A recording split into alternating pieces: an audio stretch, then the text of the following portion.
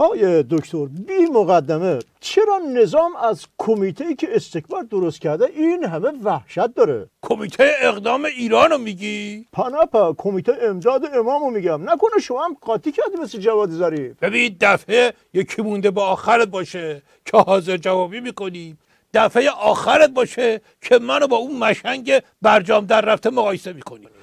این ظریف که داره سر کودتای 28 مرداد میگه نمیفهمه ما تو کودتای 28 مرداد طرفدار کاشانی بودیم. راستی اینقدر مشنگه یا داره ادای مشنگا رو در میاره؟ نه این همینه، همینقدر مشنگه. از اون ریش غیر جدیش تا اداعتفارای بالکنی کریپسندش از همش معلومه. مرحوم بوی همیشه میفهمودن بزن بهادر، عرض میکردم بله میفهموندن که مشنگه ظهر گرما تو تابستون تو بیابونای کویر پتو رو کشیده بود رو سرش خوابیده بود.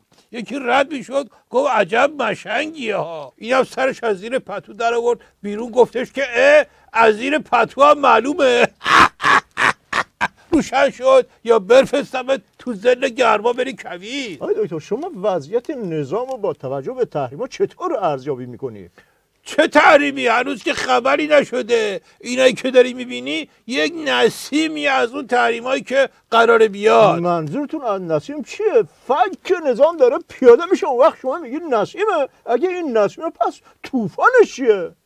آقای دکتر موضوع دردناک دیگه اینه که میخوان حاجی روحانی و مثل حاجی رفسنجانی بندازن تو استخر رو خفش کنن. مگه مقام عثمان نگفتن تضعیف دولت کار دشمنه؟ چرا تو این بدبختیه که یقه نظام گرفته این حرف رو میزنن؟ مقام عظما اولا گفت که تضعیف دولت کار دشمنه، ولی صحبتی در مورد تو استخر خفه کردن رئیس دولت نکرد.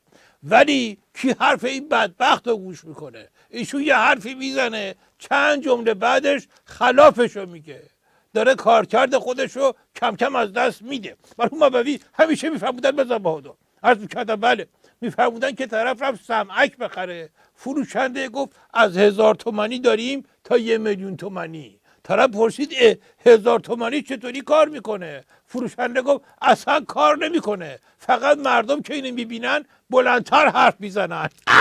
بمیرم الهی مقام عظما شده 1000 تومانی آی دکتر. ضمناً مقام عظما کجا گفت که حاجی روحانی رو تو استخر خفه کنن؟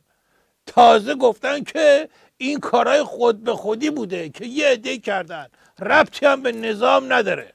آقای دکتر میگن رو دسته پلاکارده که اینا داشتن نوشته بوده که به انبار برگردونین، یعنی اینکه بالاخره یه سیستمی پشت اینا. آقای دکتر نه اینجا با نسا که اصلا موضوع رو باید دور بزنی تا گندش در نیامده بذار برو. هر انباری که بو انبار نیست که، منظور یکی از استانای عراقه. تو فکر کنی منظور اون انبار بوده؟ کی؟ آقا رو آیه دکتر گفتی عراق و زخم دلمو تازه کردی.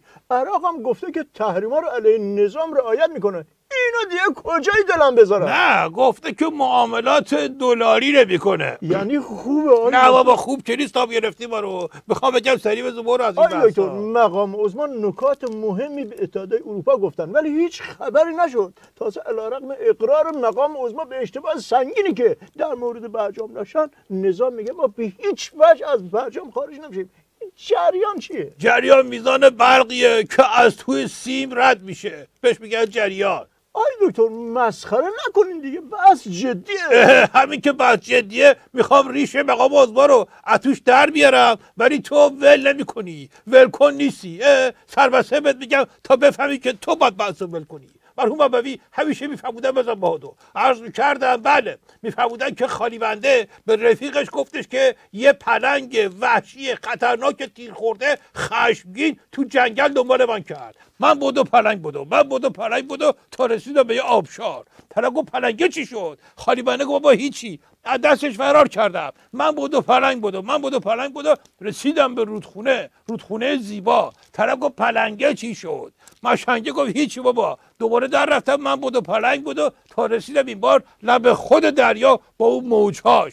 طرف گفت پلنگه چی شد؟ خالی بنده عصبانی شد، گفت نامرد اون پلنگ زخمی خشمگین منو ول کرد، تو ول میکنی؟ باشه دکتر، این همه طول و تفصیل نمیخواد دیدی که فهمیدم، ول میکنم. خب بینید سوال بعدی، الان که موضع نظام اینه که ما با هر شرایط و بدبختی و هر ذلتی برجام رو ترک نمیکنیم، آمریکا دیگه حتما تو بنبست قرار میگیره و تحریم خنثی میشه. این کدوم مشنگیه که نفهمه مشکل بیخ داره؟ با برجام نصف نیمه و این پامپا کردنه ما که حل نمیشه، مگه دست ماست؟ مرحوم ابوی همیشه میفرمودن بزن بهادر، عرض میکردم بله، میفرمودن مشنگی رفت تو صف نونوایی، شاطره گفت آقا نون تا اینجا بیشتر نمیرسه، اونایی که عقب‌ترن وانستن بی خودی بهشون نون نمیرسه. مشنگه برگشت به جمعیت گفت ببخشید میشه ای که بی جمع‌تر وایسین نون به ما برسه؟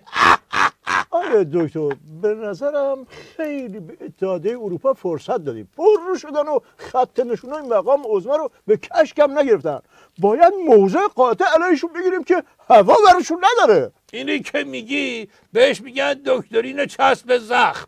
مرحوم ابوی همیشه میفرمودن بزن بهادر، عرض کردم بله، میفرمودن که طرف رفت داروخانه بقیه پولشو چسب زخم بهش دادن، اینم محکم زد تو دهن داروخانه چی که بفهمه همه زخم ندارن، بعضی هم هستن که اعصاب ندارن. از اون به بعد هر وقت میرفت داروخانه بقیه پولشو بهش قرص اعصاب میدادن.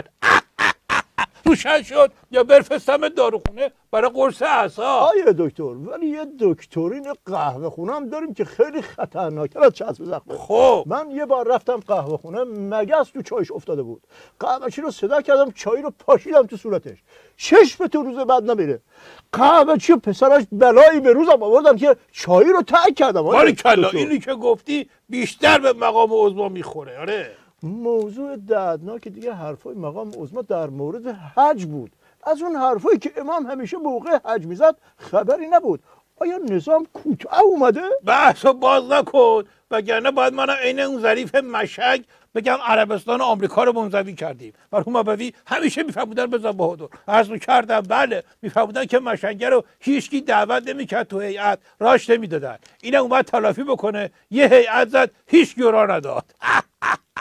آیه دکتر، میگم عراق یه چیزی میگی، میگم حج یه چیزی میگی، میگم عربستان و اتحادیه اروپا یه چیزی میگی، اصلا معلومه چی میخوای بگی شما؟ من خیلی معلومه چی میخوام بگم، تو معلومه که